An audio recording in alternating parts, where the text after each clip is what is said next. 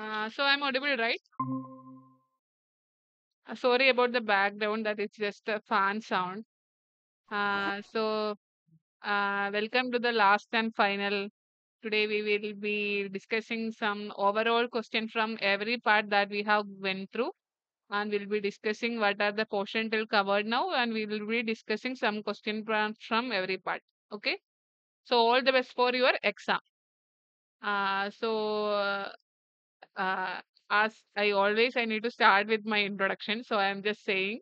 I am Harsha. I am a third year PhD scholar in Department of Biological Science in ISER Berambur. I am currently working in ribonucleoprotein biology lab under the guidance of Dr. R. Selvi Bharadavikru. I am also one of the TA for this course, Animal Physiology, under which is taken by Professor Mainak Das. Okay, that about myself. Let's start today's session. In the course, the introduction was like we need to get to know about our body. So now I possibly think you guys already understand what is your body function, how your body works, your body is made up of what all where, and what are the organizational hierarchy from basic unit of cell. Even the cell is made up of some chemical constituents. Then cell tissues tissues join together to form organ to organ system to the complete organism. So how its regular function is disrupted and how the body tries to restore its normal functioning. We also have seen what are the abnormalities of each system, mainly some types of disorder, and how the body tries to cope up with and tries to maintain or regain back the homeostasis. How the body adjusts itself under extreme physiological situation and how it recalibrate its function. So we have seen all these things, and our structure of the course was like this. First, we started with the introduction where we talked about the homeostasis, the feedback loop system, positive feedback loop system, negative feedback loop system, and the organizational hierarchy like cell, tissue, organ system, and organism. So that was the first week. In the second week, we started with each organ system and seeing what are the important about that organ system. So in the second week, it was mainly regarding integumentary system where we learned about hair, nail, and especially about the largest organ, which is skin. So skin, what are the layers and what are the each layer specialized for, and also the adaptation. Like why we have, according to the temperature areas, we have darker skin and lighter skin. What is the variation? Why? How it comes? Everything we have get to see. Then the skeletal system also we have started that week. In the third week, it was a continuation of skeletal system. Mainly, we talked about muscle, especially skeletal muscle. And in the week four, it was again skeletal muscle, how the skeletal muscle are able to perform in coordination with neural system. So we have seen the signal always come from the neural system. And these types of cells are called excitable cells. So we have get to see what is excitable cell, how these systems work in coordination, everything in that week. And followed by then next 5 weeks were neural system only. So in the week 5, week 6, week 7, week 8, we have learned about what are neural system, how neurons are excitable, what are the action potential, how they are able to communicate in synapses, how one neuron is able to communicate with one skeletal tissue, how these process of electrical transmission happen. So everything we have seen. And from week 8 onwards, and also we have seen some major abnormalities of neural system due to the degenerating neurons as well as glials. We have seen some types of disorder like Parkinson, Alzheimer's, then um, ALS, amyotrophic lateral sclerosis, all this we have seen. Then it was from the week 8 onwards, neural system and special senses, especially hearing. Then starting with vision, how the next class it was how eyes are able to coordinate the function with the brain. Then about the special senses like smell, taste. So all this we have covered little bit. Then covering week 10, it was cardiovascular system. So as important as brain, We have our heart working also. So how, what are the chambers of heart? How heart, what are the heart is made up of different thickness of diameters of blood vessels as different area. Why that a change in area helps with pressure. We have seen all these things, and how the closed loop circulatory system function, how the systemic circulation function. So how about arteries, veins, capillaries, all this we have seen. And in the week 11, it was mainly regarding, so this heart, whenever they pump, they are taking, like, there are two chambers, left and right, and the deoxygenated blood is going to lungs, and they are taking up oxygenated blood, and they are again refilling the oxygenated blood. So how this heart is coordinating with cardio respiratory system. So we have seen how lungs, in the lungs also, what are the different parts, and how these are diffusion happens, how this diffusion is very very important in all the different areas of our body, how it's a partial pressure of these gases changes, all this we have seen. And in the final week, it was mainly regarding endocrine system, where we have talked about different types of hormonal glands, starting with hypothalamus, pituitary, thyroid, adrenal, testes, ovary, all this we have covered. Then importance of, some importance of digestive system, how the digestive, second lecture in the week 12 was mainly regarding digestive system. So starting with digestion process, what are the different types of cells present, and what are the different types of enzymes produced by these areas to digest food. All these are important question. And third week, it was mainly regarding the blood or composition of blood, plasma and the cells, what are the specific function, how it is produced, how RBC is produced, and all. Then in the fourth week, it was mainly regarding excretory system. So it's the main homeostasis organ for that is kidney, and how kidney is able to maintain that process and absorb water, absorb essential components, and eliminate only specific urine. So all this we have seen, and in the final lecture, it was regarding reproductive system, and we have separately covered male and female reproductive system, especially female hormonal cycle and all, and male's structure of the testes, how the testes are able to produce or produce sperms and all we have seen, and the structure of sperm, structural adaptation of sperm, all this we have covered. Okay. So I was just going through a recap of all the session. Now I will be discussing question by question. Yeah. So as usual, please type the answers. So today will be a shorter session. We will be discussing some question. Then we'll be finally from every whatever I have just said, I have added one or two questions from each session. So let's see how much we remember. Okay. So the question is, in anatomical terms, the dash plane is vertical plane that divides body into left and right portion. This we have seen in the first introductory part. A transverse plane, Sagittal vicillated plane. plane. Yeah, can you please text? Then we'll discuss. C frontal, D coronal.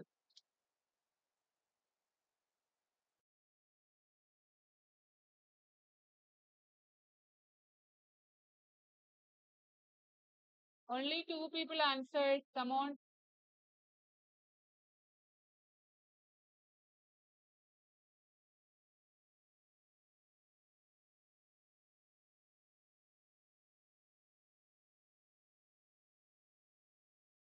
I will wait for 1 minute, then we'll discuss. Okay. Only three answers came up to now. Just try to remember, go through other options also. What is transverse plane? What is frontal plane? What is coronal plane? And also, please make sure that you know the other names of each planes also. There are one or two names for respective plane. So we have detailedly included that in the questions in that part.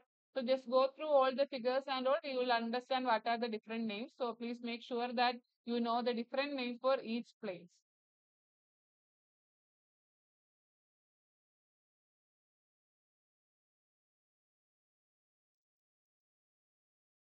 Still only three people answered. What happened to everyone?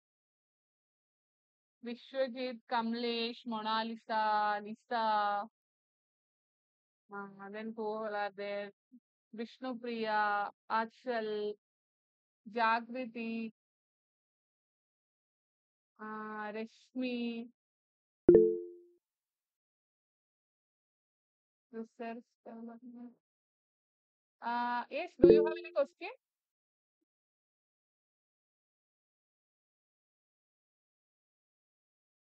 Hello.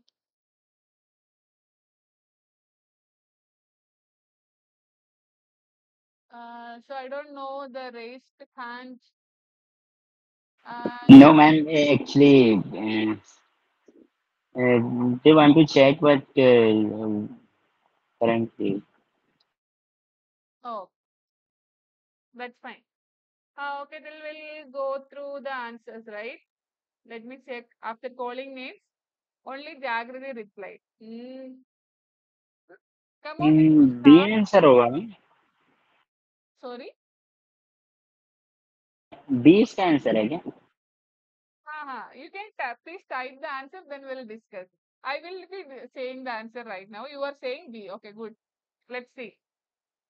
So correct answer is Sagittal, right? If you remember, this figure is good. So sagittal plane means that plane divides it into our body into right and left, right? Then transverse plane means it's cutting into upper and lower portion, equal upper and equal lower. Then finally coronal plane means it's if the sagittal plane is like this the coronal plane is like this. So if you will get the front portion of your face and back portion of your head separated if you are dissecting through the coronal plane. Okay, so just please try to remember all these things. So correct answer is B. Very good. Next question: which of these muscle type is non-striated? Easy question. Non-striated among the option: is it cardiac, is it skeletal, smooth muscle, or none?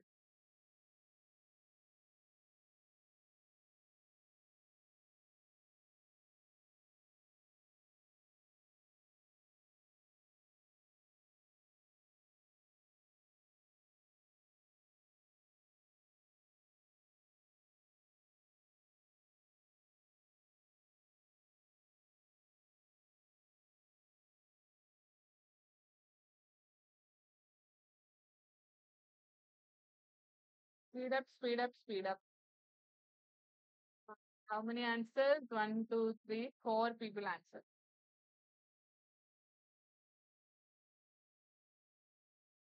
Today is the final session, so I request everyone to try to answer. I will be happy. We won't be seeing. Come on. So let's discuss. Yes, correct answer is smooth muscle C. C.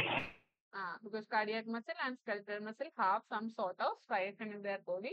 So they are generally known as striated muscle. In the other sense, smooth muscle doesn't have any striation.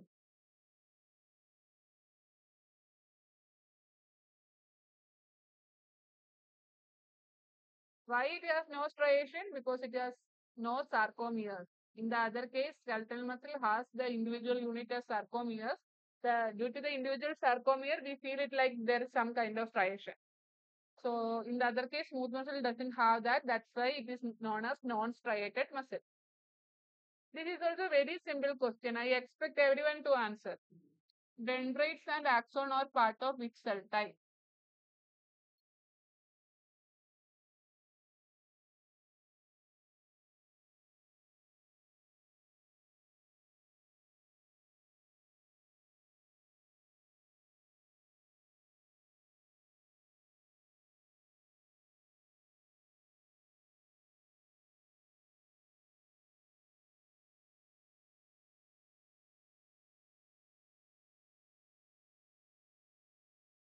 Five people answered. Six. Everyone is so smart. Now everyone remembers. Good. Yes, correct answer is neuro. There is no doubt in that, right? Dendrite and axon are definitely part of neuro. Just try to remember this figure regarding neuron, then you will remember everything. In endocumentary system, which of this is not a part of cutaneous membrane? Ma'am, Epidermis chat layer. option not visible in current. Sorry, And they have chat option not visible. I cannot hear you. What were you saying? Chat option not visible. Third option not visible in this question. Okay, I will read the options. The options are epidermis, dermis, papillary layer, and nails. In integumentary system, which of Okay, this is ma'am not a ठीक part है of? हो गया. Okay.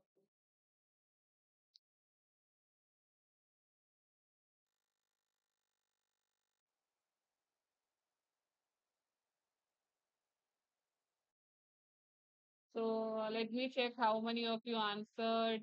One, two, three, four, five, six, seven. Good. Improvement. Integumentary system, which of this is not a part of cutaneous membrane? So I am telling the answer. Yes, correct answer is B, because we know papillary layer, dermis, epidermis, everything others are part of cutaneous membrane. While nails is a separate part of integumentary system. It does not part of cutaneous membrane. It's a separate part of integumentary system. Okay. Epidermis, dermis, and papillary layer are different layers of the cutaneous membrane of the skin.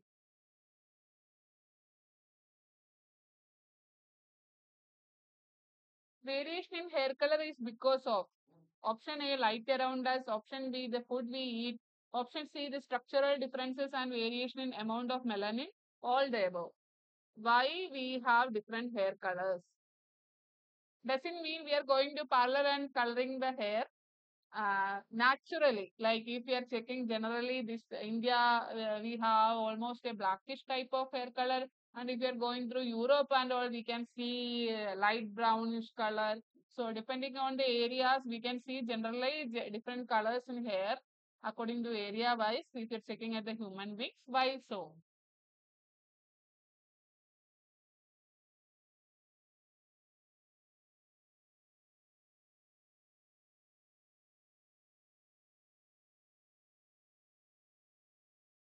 Okay, let's see the answer. Answer is only option C, structural differences and variation in amount of melanin.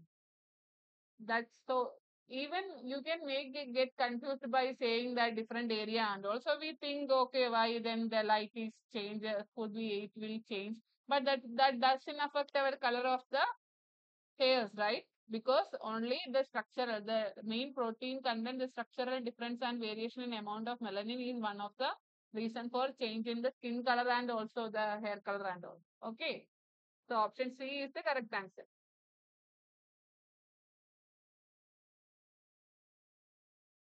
So, and abundance of one type melanin called eumelanin gives people black or brown hair. So, if we have black hair means we have abundance of melanin. And abundance of another pigment called phenomelanin gives people red hair. So, we can see naturally some people have red hair color also. That is due to they have higher phenomelanin in them. Keloid is a dark tissue. Keloid is a dash. I think this we have discussed in the integumentary system part. So this we have not discussed in the class, but we have discussed it in questions. Keloid is a dash tissue. Is it a bone, hair? Is it a lung tissue or is it a scar tissue?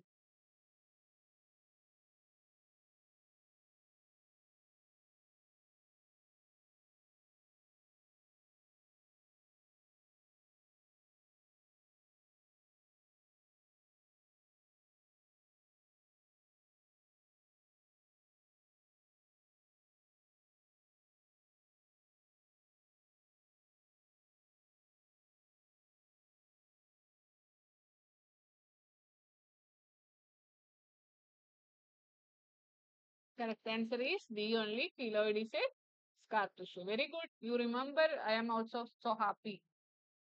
So keloid, also known as keloid disorder and keloid scar, is the formation of a type of scar. It is a result of overgrowth of granulation tissue or collagen type 3 tissues at the site of healed skin injury. So if we get very deep injuries, that case the scar will develop. It's due to the collagen type 3 deposition over there and is then slowly replaced by collagen type 1. So first at the injury, collagen type 3 will deposit, then slowly replaced by collagen type 1.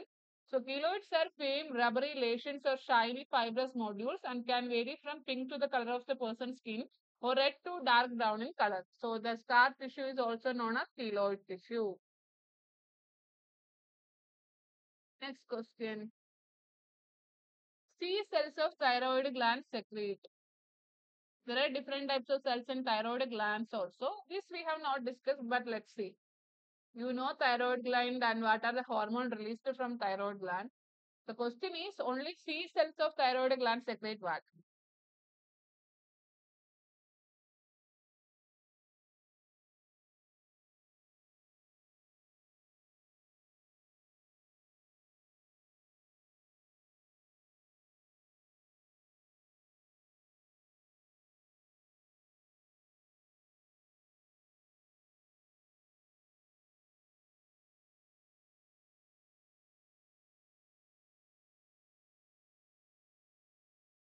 Yes, very good. Correct answer is option A, calcitonin. The other hormone produced by thyroid gland is thyroxine, that is from the T cells, right?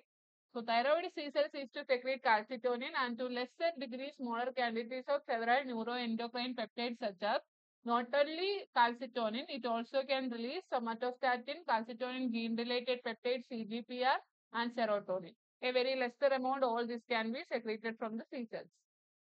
White matter is the region dominated by dark. Why it is white matter? Because it has a higher deposition of option A myelinated axon, option B unmyelinated axon, option C skeletal muscle, option D nephron. Why white matter is white?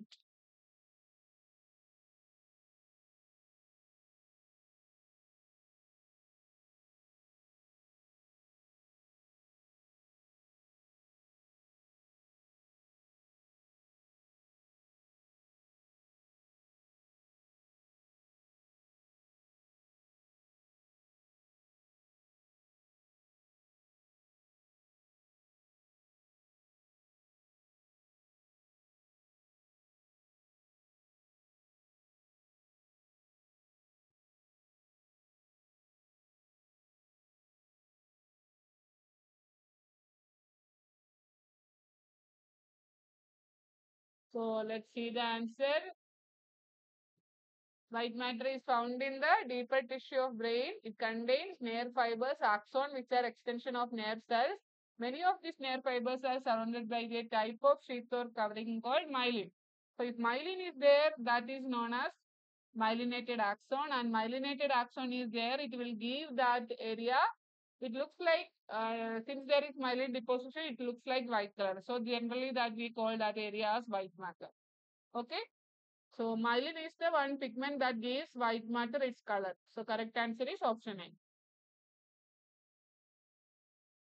A. Okay, very good. Next question. The dash is a ring-like structure containing melanocyte and is a part of the eye. Which part of the eye is ring-like and contain melanocytes? Ring-like structure present in eye, which contain melanocytes.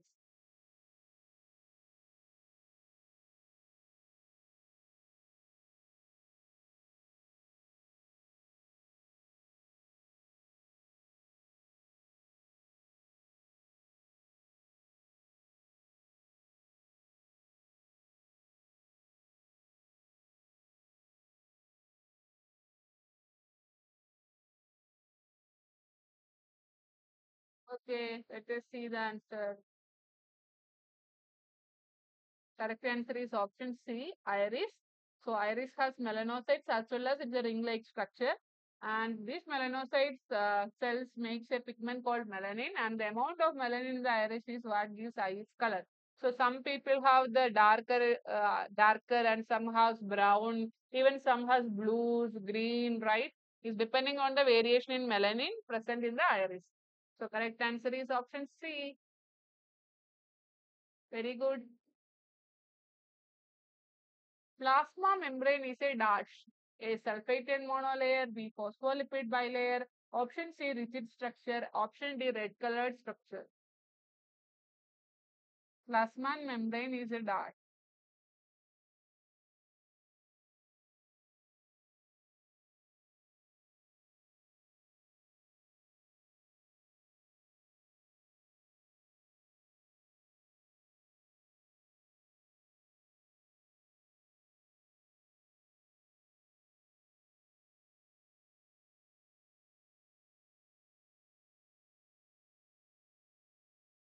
Good. It's a phospholipid bilayer, no doubt, right? Option B is the correct answer. Looks like this.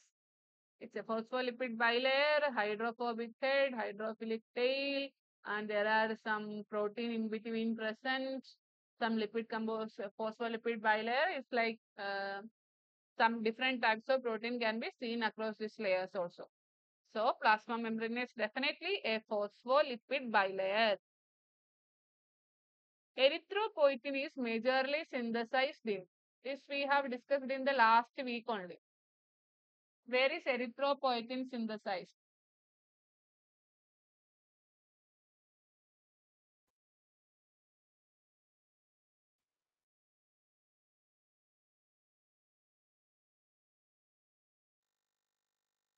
I think everyone is ready to go for exam now. Yeah.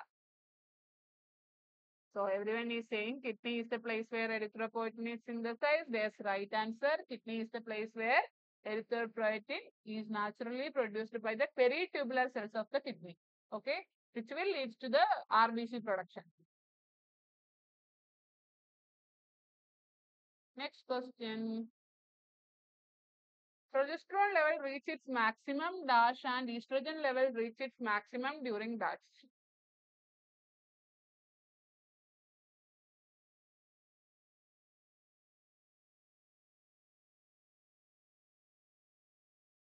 This also we have seen in the last week only.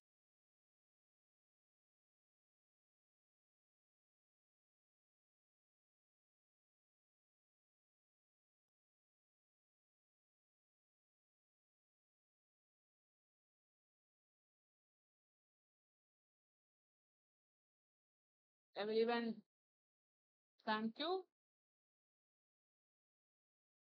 Yes, correct answer is option C. So please make sure that you remember this graph, okay? If you remember this, you can answer multiple questions from this. At any given point, artery is called dash than veins.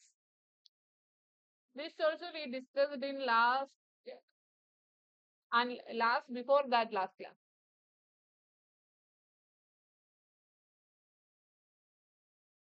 Arteries called dash than veins. This was always confusing in that time also. Please make sure that you know the correct answer. Okay, don't get confused.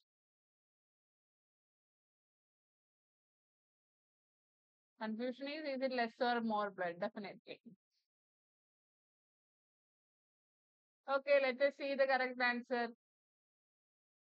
So arteries always hold less blood than veins. Why? Because arteries have a thicker the walls are very thick, right? In arteries, walls are thicker and veins are thinner. So the wall is thinner, which means inside they have veins have more area, more volume. So more volume means they can adapt definitely more blood. So more blood is always present in veins. Less blood will be present at the arteries. Okay. So arteries hold less blood than veins is the correct answer. Option A. Almost 3/4 of the circulating blood volume is contained in the venous system. Which of the following is not a layer or component of artery? Next question. Look at the spelling of the things and carefully answer.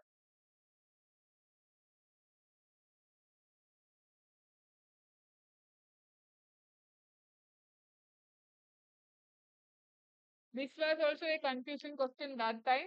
So try to answer depending on the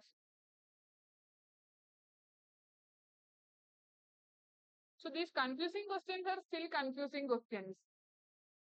So that you should make sure that you know, okay, that is not confusing anymore. I know. Make some clues or learn by that thing. That will be better. Okay, let's see what is the correct answer. Everyone is saying basement membrane. No, I told specifically in that time also exactly the same. So the original layer of tunica is intima. So they are just made some take out some spellings and just put as an option doesn't mean that is the correct layer, right? Basement membrane is definitely a part of the layer, right? Tunica media, tunica externa, and tunica intima is the correct layer. So arteries throughout the body are composed of three layers, and this is the correct spelling, tunica intima, but they have given it in intia, right? Second layer is media, third layer is the adventitia or externa. So basement membrane in most blood vessels predominate and underlie the endothelial lining of the vessels, encasing pericytes and perivascular cells and ensheath each individual smooth muscle cell of arteries and arteriole.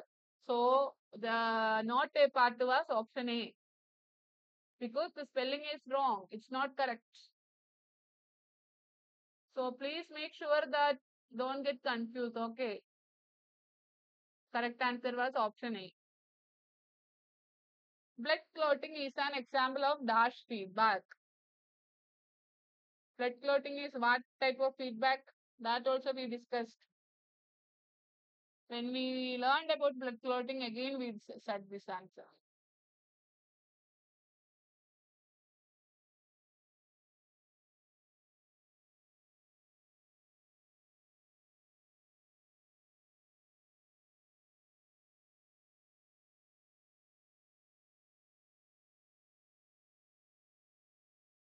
Yes, correct answer is option A, positive feedback. Very good.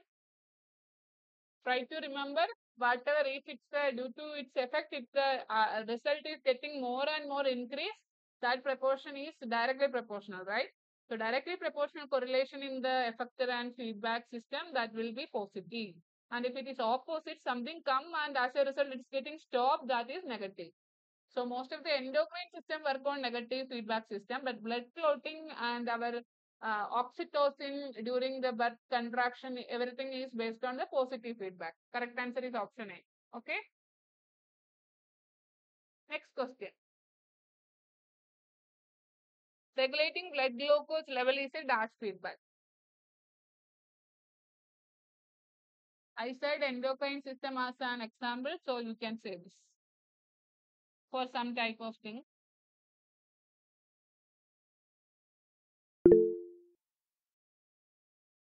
Yes, Vishwajit, if you have any queries, please unmute and ask.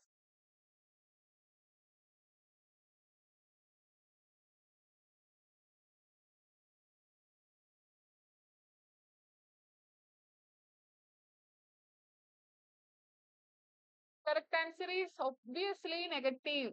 Just now we said, right, endocrine system. So glucose is maintained by the endocrine hormone insulin. So whenever there is a higher glucose level, more insulin will come and it will go like convert. Uh, so glucose will be more uptaken. So it's like negative correlation. So that's why it's a negative feedback loop. So option B is the correct answer. Only for positive feedback, just remember always this blood clotting and the birth time in females during pregnancy, the oxytocin example as positive, and all this endocrine system, blood glucose, our exercise time, all this thermoregulation, everything is example of negative.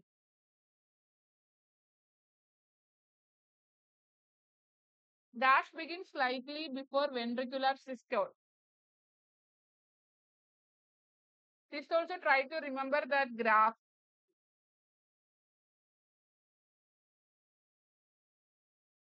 Ventricular systole slightly before ventricular systole.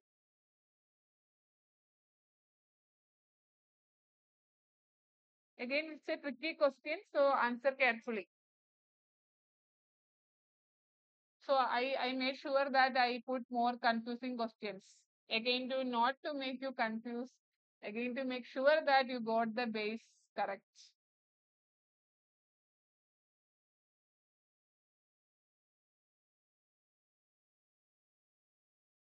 So just try to remember QRS in QR, what happens, RS, what happens, then only we can answer this kind of question precisely.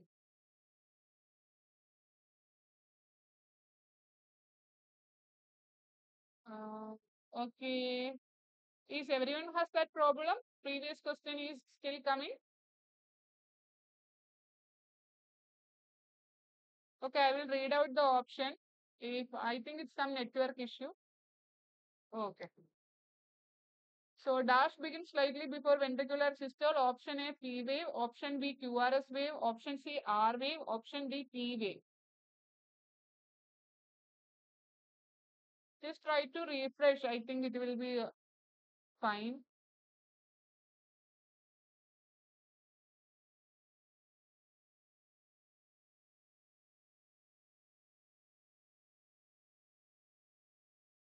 So now there are multiple options. Two, three people said it's P wave, and Kamlesh is saying no, it's QRS.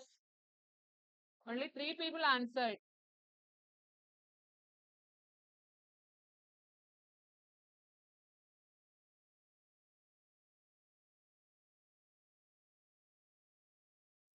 See the answer. Correct answer is QRS only. That's why I said it's a tricky question. Even though we know ventricular activity is controlled by QRS wave time. So N wave of the P wave is the depolarization or the starting point of arterial systole. The ventricular stage of systole begins at the R peak. So in the QRS even R only starting the activity of ventricular systole. So the question was just slightly before ventricular systole. So if QRS R depict the ventricular systole, which means Q is still there, right? So that's why the correct answer is B only. And the T wave finally indicate the end of ventricular contraction, after which ventricular relaxation begins. Cataract is caused by the cloudiness of dash. Why we get cataract? Which part of the eye is responsible for cataract?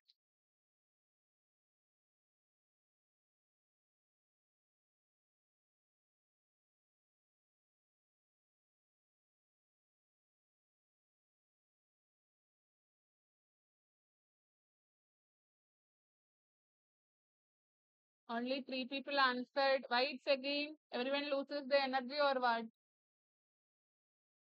That is again a simple answer. It's not a confusing question. Everyone answered right answer when I was discussing this question. Yes, correct answer is lens only. Cataract is caused by the cloudiness of lens. Okay. In the dark, the photoreceptor is depolarized due to an influx of dash through open ion channels that are regulated by dash. In the dark, question is in the dark, photoreceptor is depolarized due to an influx of. So what are those things? And gate opener is where, which thing in the eye system during vision? Sodium and calcium CGMB, sodium and potassium, calcium, so potassium and CGMB, calcium, potassium and calcium, sodium. Even though if you know one part of the answer correctly also, you can clearly say this option is the right answer, right?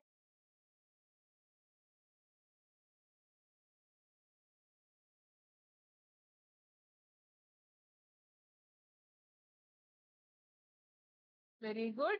Correct answer is option A. CGMB is the gate opener and due to an influx of sodium and calcium, photoreceptor is depolarized.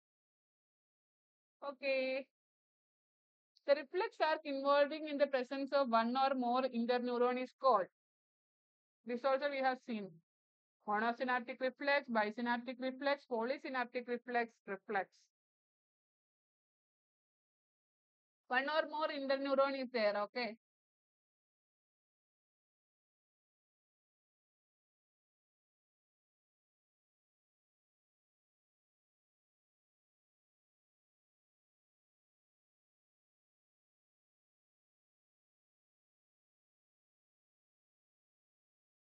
Okay. There is confusion between B and C. But correct answer is C only. Just because I said one or more doesn't mean we can sell it. So only two we learned about. One is only one is monosynaptic and more than one it will be polysynaptic. Okay. So withdrawal reflex is polysynaptic, meaning that in addition to sensory and motor neuron, if there is interneuron, then it is which pass signals between sensory and motor utilizing through the that will be through the interneuron. So that will create multiple synaptic connection. One will be sensory to inter, then again inter to motor. So like that. So that is known as monosynaptic reflex. Sorry, polysynaptic reflex. Option C. An excessive increase in the release of acetylcholine receptors at the neuron muscular junction would cause. Option A, overstimulation of muscle or tetanic response. Option B, no muscle stimulation and movement at all may lead to paralysis. Option C, normal muscle activity, no change is caused. Option D, both A and B.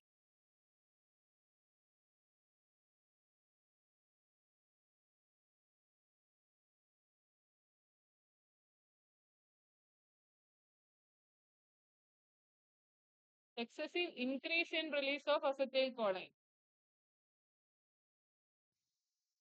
Question is increase. So what will happen?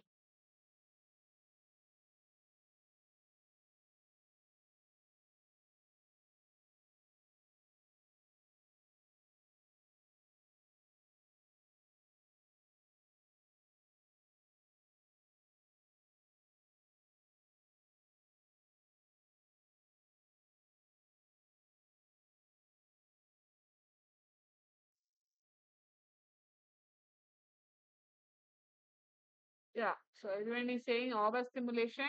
Correct answer is that only. So if there is more receptors, which means so more things will get activated, which will lead to overstimulation of muscle or tetanic response. Correct answer is option A. Any homeostatic process that changes the direction of a stimulus is changes. So it changes, not in the same direction, it changes, which means that is not directly proportional, that is negatively correlated. In that case, that is a big clue, okay?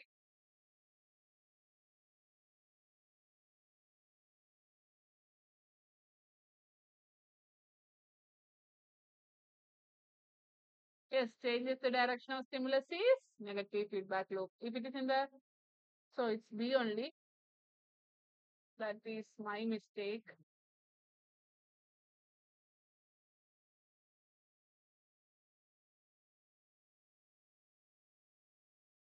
Yeah.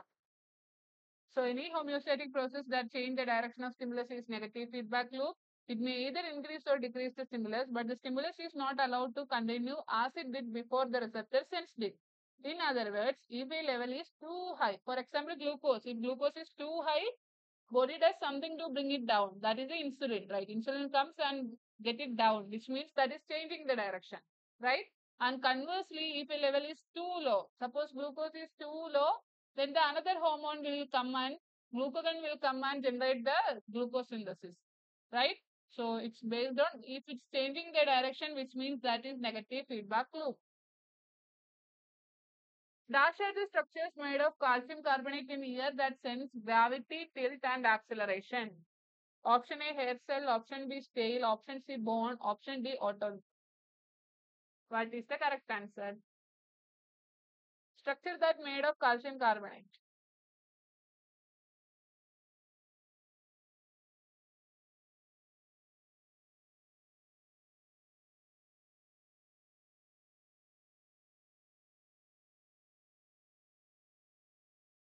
Very good. Correct answer is otolith only.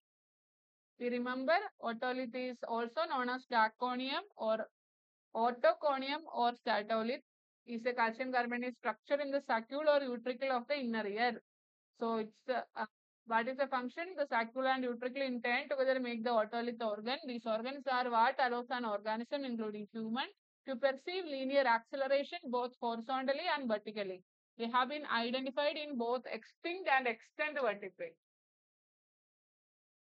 What happens in neurons in Alzheimer's disease? Again, a confusing question. So usually you guys say one option. So then we discuss this question multiple times. So this time I expect the correct answer.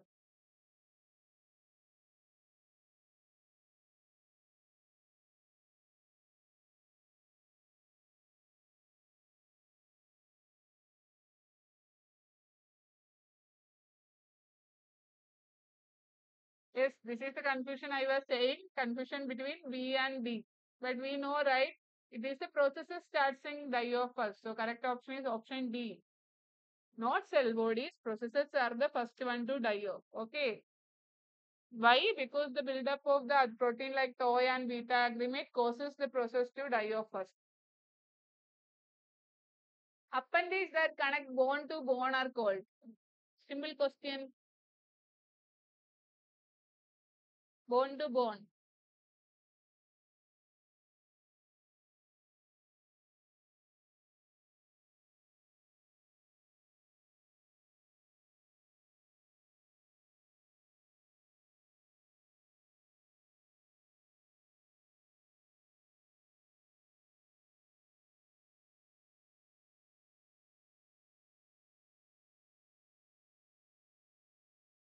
Okay, again it's confusing.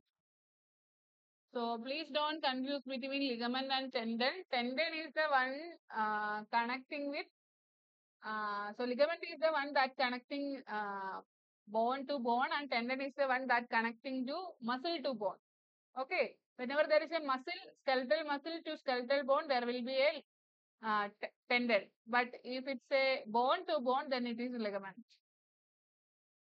Okay. Neuronal process in what part starts to die off in Parkinson disease? Now it's Parkinson. Which part of the brain will affected in Parkinson?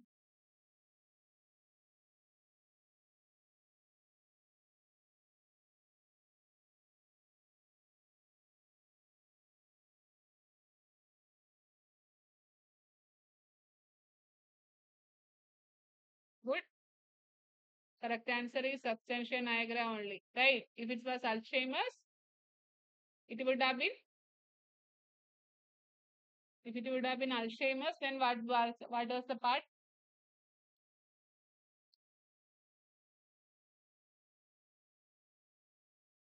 Yeah.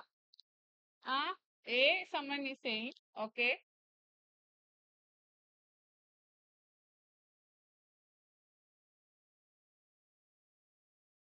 C someone is saying,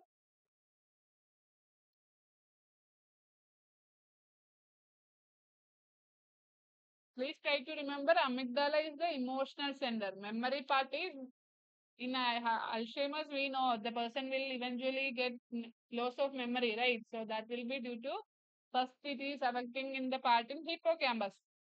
So in Alzheimer's, it's hippocampus, and Parkinson, it's substantia nigra. Please don't confuse, okay? Jumping of nerve impulse from one node of Ranvier to another is called orthodomic conduction, antidomic conduction, saltatory conduction, or action potential.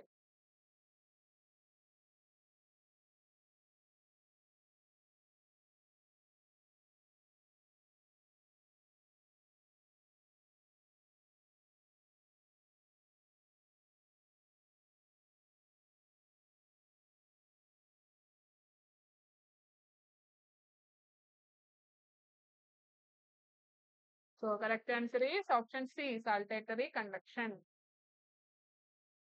Right? So saltatory conduction is the which nerve impulse move down a myelinated axon with exciting occurring only at nodes of Ranvier. Orthodomic denotes the propagation of impulse along a conduction system. For example, nerve fiber in the direction normally it travels. Antidomic means traveling of action potential from the periphery towards cell body. So please try to remember these three. So nodes of Ranvier to nodes of Ranvier, saltatory. Orthodomic is the general way of transfer from the cell body part to the peripheral part. And if it is traveling from periphery to interior, then that is known as antidomic.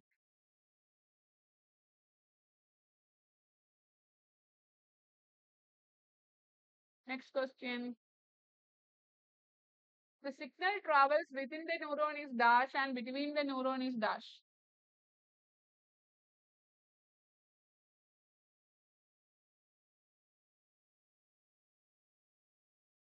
Within the neuron, between the neuron.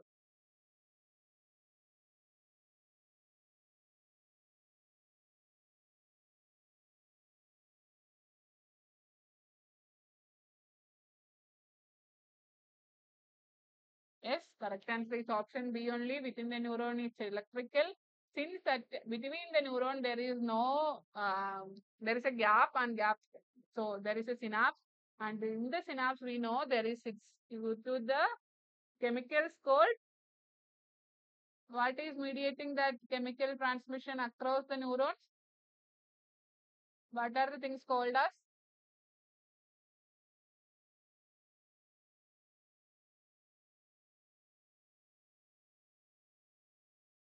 If you are saying option B, yes, I also agree. Yes, neurotransmitter, right? There are different types of neurotransmitter, excitatory, inhibitory. We have seen all these things. So please try to remember what are excitatory, what are inhibitory, some examples. Okay. Correct answer in this question is option B. Very good.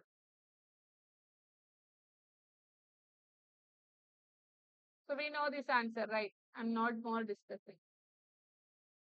Which of the following cell type form the population of a dorsal pathway of spinal cord? Dorsal.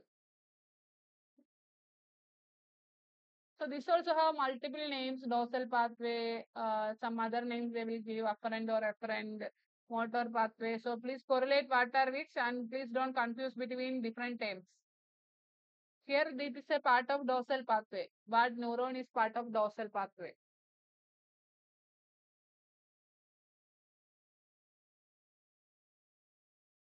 So A is motor neuron, B is interneuron, C is sensory neuron, D is all the above. Okay. I didn't add the option A, B, C, D. So please, D is all the above. C is sensory neuron, B is interneuron, A is motor neuron. What is the correct answer?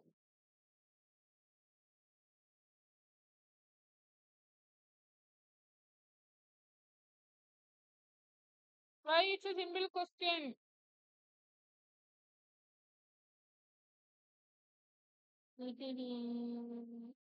Dorsal pathway is coordinated by all the neurons, isn't it?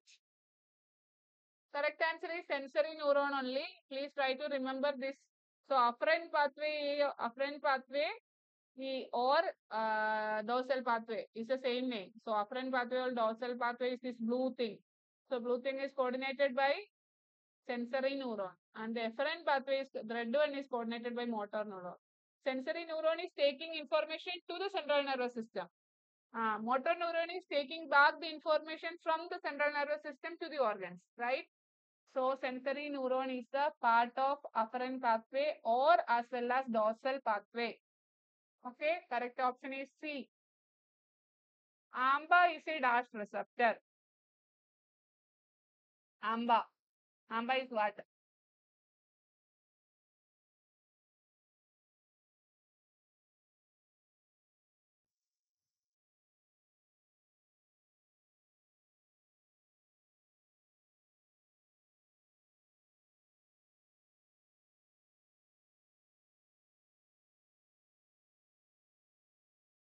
Okay, correct answer is yes, glutamate. Yes, please try to remember this. Okay, AMBA is excitatory. It's a glutamate. Glue R, glue to R to glue. So it's a glutamate receptor. Okay, good. Next question.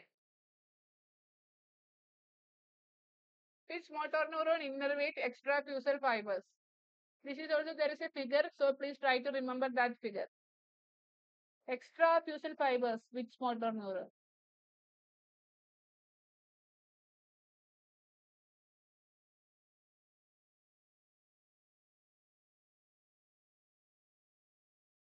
Okay, everyone is saying alpha. Let us see. So this is the figure that I said. Yes, alpha is to extrafusal and gamma is to inner. So yes, correct answer is alpha. Option A is the correct answer. Right? Very good. Yes.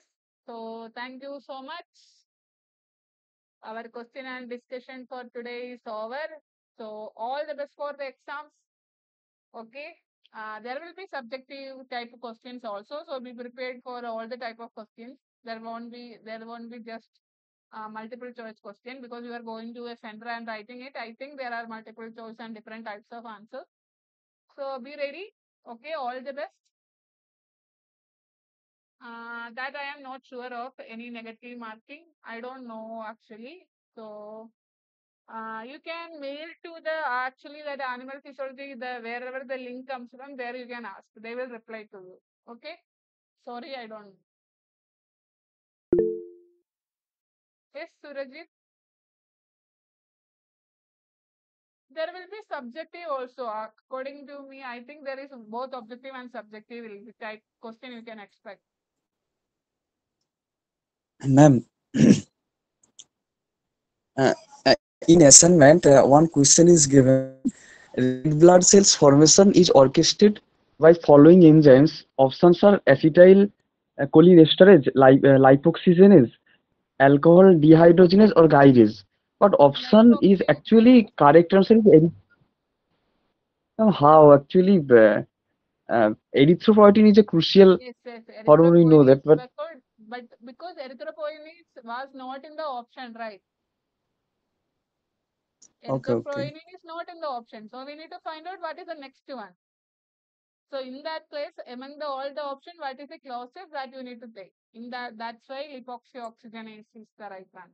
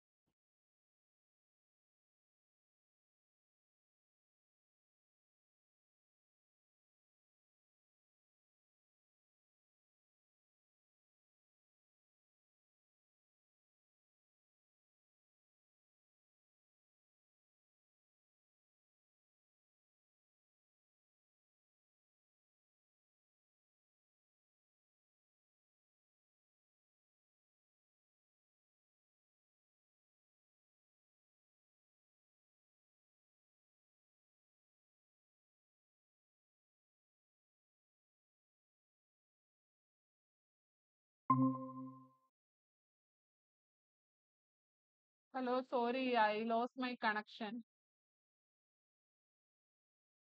Is everyone left? Hi, Jagrati.